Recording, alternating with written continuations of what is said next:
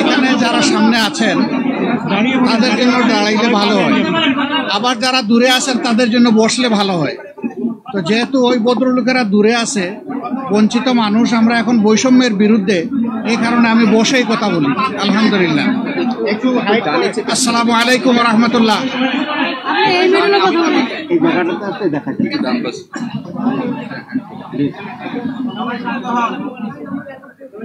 আসসালামু আলাইকুম রহমতুল্লাহ। সাংবাদিক বন্ধুগণ,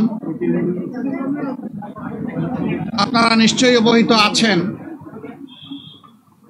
যে গত কয়েকদিন ধরে বাংলাদেশে কিছুটা অস্বাভাবিক অবস্থা বিরাজ করছিল। তারই ধারাবাহিকতায় গত পরশুদিন অর্থাৎ বৃহস্পতিবারে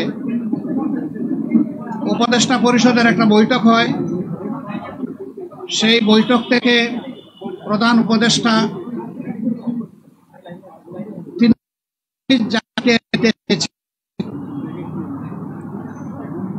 তিনি সেটা দেননি, কিন্তু এই কথাটা খুব দ্রুত সমাজের সব দিকে ছড়িয়ে পড়ে, যার কারণে সমাজে একটা অনিশ্চয়তা, আশঙ্কা, আতঙ্ক দেখা দেয়। আমরা সেই দিনই বিষয়গুলোকে হিসাবে নিয়েছি, নোটিশে নিয়েছি। ঠিক একই সময়ে একজন রাজনৈতিক নেতা তার জনপ্রতিনিধিত্বের একটা দাবি নিয়ে তিনি একটা অবস্থান নিয়েছিলেন। আবার আরেকটা গুরুত্বপূর্ণ জায়গায় আরেকটা দাবিতে আরেক দল অবস্থান নিয়েছিলেন। এই সব কিছু প্রধান উপদেষ্টার জন্য কিছুটা কষ্টের, কিছুটা বিরক্তির ছিল, যার কারণে তিনি তার দায়িত্বের ব্যাপারেই পুনর্বিবেচনা করবেন এরকম একটা অভিব্যক্তি তিনি প্রকাশ করেছিলেন, কিন্তু কার্যত এটা অফিসিয়ালি সামনে আসে নাই। এ বিষয়ে আপনারাও আমাদের মতোই বিচলিত ছিলেন, আমরা এটা বিশ্বাস করি। কারণ দেশ আমাদের সবার, দেশ ভালো থাকলে আমরা সবাই ভালো থাকব। 24 জুলাই বিপ্লবের মধ্য দিয়ে দেশে একটা পরিবর্তন এসেছে, কিন্তু এই পরিবর্তনে এখন যারা নেতৃত্ব দিচ্ছেন সরকারে, তাদের পরিচয় হচ্ছে যে তারা কোনো পার্টিকে বিলং করবেন না। এটা হওয়া উচিত, কিন্তু এখানেও কিছু ব্যতিক্রম ঘটেছে। এটাও মাঝে মধ্যে সমাজকে উদ্বিগ্ন করেছে। আবার স্বাভাবিকভাবেই এই পরিবর্তন বা বিপ্লবের অবশ্যম্ভাবী দাবি ছিল যে অর্থবহ কিছু সংস্কার করা লাগবে এবং যারা অপরাধী তাদের বিচার হতে হবে।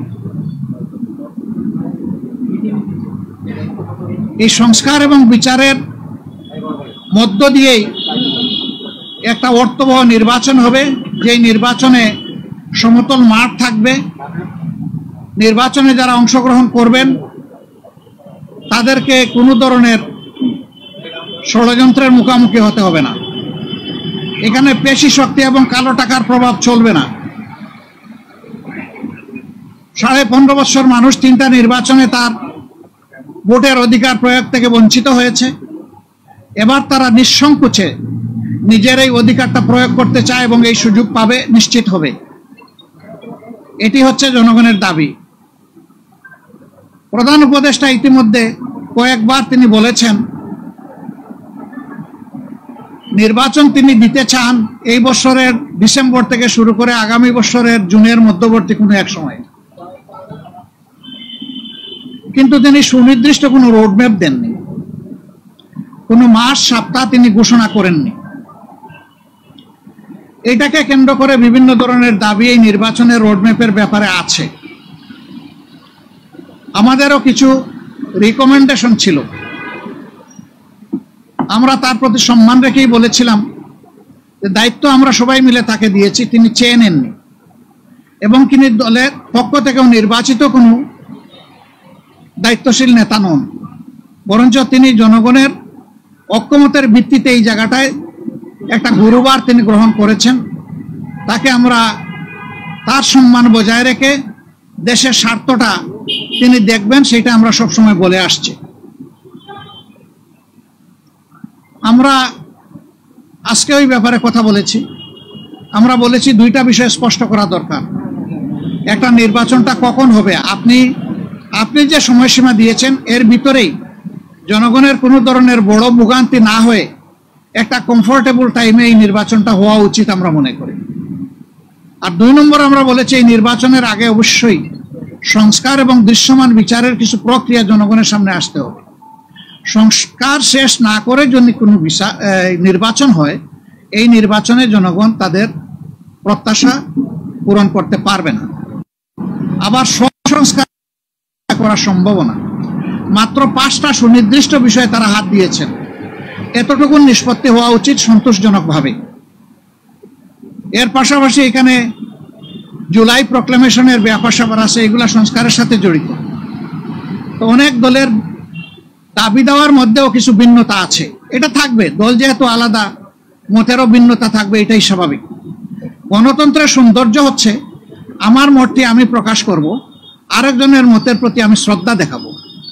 আমি কারো মতকেই তুচ্ছ জ্ঞান করব না, উপহাস করব না, এবং কাউকে অপমানিত করব না।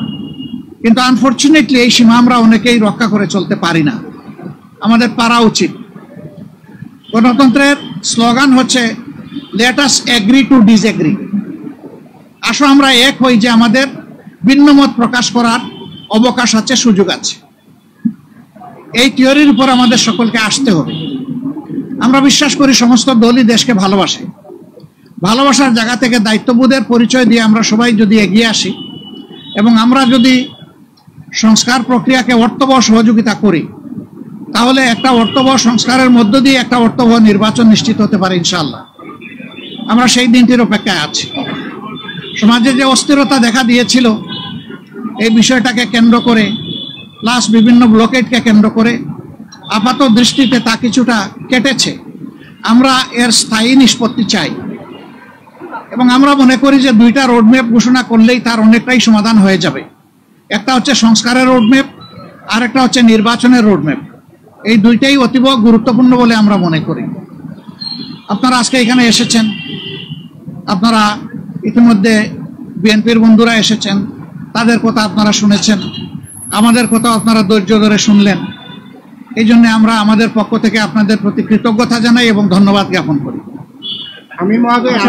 আপনাদের সাথে আমাদের আরো অনেক দেখা হবে, কথা হবে ইনশাআল্লাহ।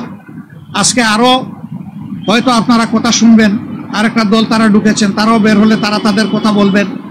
আমরা দেশকে আমাদের ভালোবাসার জায়গা থেকে, বিবেকের দায়বোধের জায়গা থেকে যেটা উত্তম মনে করি সেই ব্যাপারে কাজ করতে আমরা দৃঢ় প্রতিজ্ঞ। ন্যায় এবং সত্যের পথে আমরা অবিচল থাকব। দেশের স্বার্থটাকে আমরা বড় করে দেখব, এটি হচ্ছে আমাদের অঙ্গীকার। আপনাদের সবাইকে ধন্যবাদ।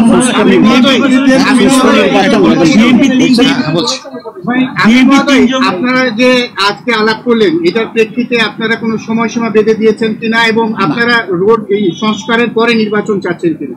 অবশ্যই সংস্কারের পরে সবাই নির্বাচন চায়, আমরা শুধু এর আগের দল বলেছে যদি তারা নির্বাচন ক্ষমতায় যায় তাহলে তারা সংস্কার কন্টিনিউ করবে এবং আওয়ামী লীগের বিচার কন্টিনিউ করবে।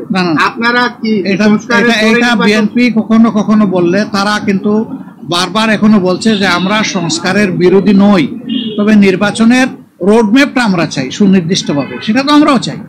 কিন্তু আমরা কোনো সময় বেঁধে দেইনি। আমরা কমফোর্টেবল 2টা টাইম আপনাদের মাধ্যমে এই জাতিকে জানিয়েছি। যদি সংস্কার শেষ হয়ে যায় তাহলে ফেব্রুয়ারির মধ্যভাগে এটা হতে পারে, আর যদি সংস্কারের ভিতরে শেষ না হয়, আরেকটু সময় লাগে, এরপরেই যেহেতু রোজা শুরু হয়ে যাবে, রোজার পর হতে হবে, তারপরে এটাকে টেনে লম্বা করলে কোনো সুষ্ঠু নির্বাচন করা সম্ভব হবে না। আমাদের দেশের আবহাওয়া এটা এলাও করবে না। প্রধান উপদেষ্টা কি বললেন, যে 2টা দাবি জানাইছেন সে 2টার ব্যাপারে তিনি গভীর মনোযোগ সহকারে শুনেছেন এবং আমাদের এটা আস্থা হয়েছে যে তিনি বিষয়টাকে ইতিবাচক ভাবে নিয়েছেন। আচ্ছা, বিএনপির পক্ষ থেকে 3জন উপদেষ্টা আপনাদের এটা কি চান বা তাদের পদত্যাগ চাওয়াটাকে আপনারা কিভাবে দেখেন? তারা বলছে নির্বাচনে বা সরকার নিরপেক্ষতার জন্য তাদের পদত্যাগ করা দরকার। পদত্যাগ চাইলো বিএনপি আর ফতোয়া দিবে জামাতে ইসলামী, এটা কি মানায়? তারা যারা পদত্যাগ চেয়েছেন এই ব্যাপারে তারাই ব্যাখ্যা ভালো দেবেন। আমরা কারোই কোনো পদত্যাগ চাইনি, এবং এই সময় আমরা যখন ওই রকম প্রয়োজন অনুভব করব তখন আপনাদের মাধ্যমে জানাই দেব।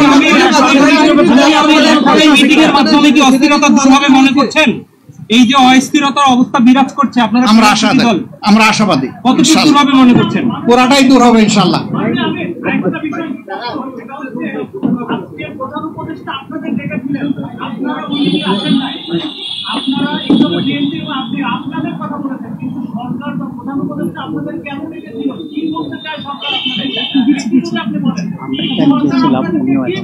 এটা ঠিক, আমাদের ব্যাপার আর বিএনপির ব্যাপারে একরকম না, একটু ডিফারেন্স আছে। আমরা কিন্তু নিজেই চেয়েছি এবং টাইমটা ফিক্স আপ হয়েছে। কালকে আপনারা সংবাদ মাধ্যমে এটা অলরেডি জানতে পেরেছেন। হ্যাঁ, সেটা আমি পরে আসতেছি। ওনার দাওয়াত আমরা পেয়েছি, এটা অস্বীকার করব না, কিন্তু এর আগে আমরাই চেয়েছি এবং আমাদের চাওয়ার প্রেক্ষিতেই আজকে সন্ধ্যা 6টায় এই সময়টা নির্ধারিত হয়েছিল। আমাদের অন্য একটা দলীয় কর্মসূচি থাকার কারণে আমরাই চেয়েছিলাম যে আমাদেরকে আরো 2 ঘন্টা পিছিয়ে দেওয়া হোক।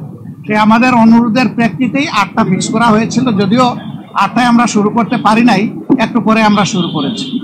উনি ডেকে এইটুকুই বলেছেন, দেশ আমাদের সবার, আমি অবশ্যই অর্থবহ, সুষ্ঠু, স্বচ্ছ একটা নির্বাচন দিতে চাই, আমি যেন তেন কোনো নির্বাচন দিতে চাই না। এবং তিনি আমাদের কথা মনোযোগভাবে শুনেছেন আর বলেছেন যে আপনাদের পরামর্শগুলা আমি প্রয়োজন মনে করি, আপনারা যে পরামর্শ দেবেন অবশ্যই আমি এগুলা কনসিডারেশন নেব, অন্যদের কথাও আমি শুনবো। এবং আগামীকালকেও তিনি আরো অনেকগুলা দলকে দাওয়াত দিচ্ছেন, তাদের কথাও তিনি শুনবেন। সবার কথা শোনার পরে তিনি আশা করি তার একটা সিদ্ধান্ত তিনি ম্যাচিউর করবেন। সবাইকে ধন্যবাদ, অনেক অনেক ধন্যবাদ। আরো দেখা হবে, সাংবাদিক বন্ধুদের সাথে আরো অনেক দেখা হবে। আসসালামু আলাইকুম ওয়া রাহমাতুল্লাহ। পাওয়া যাবে আস্তে আস্তে, সব কথা একসাথে পাবো না।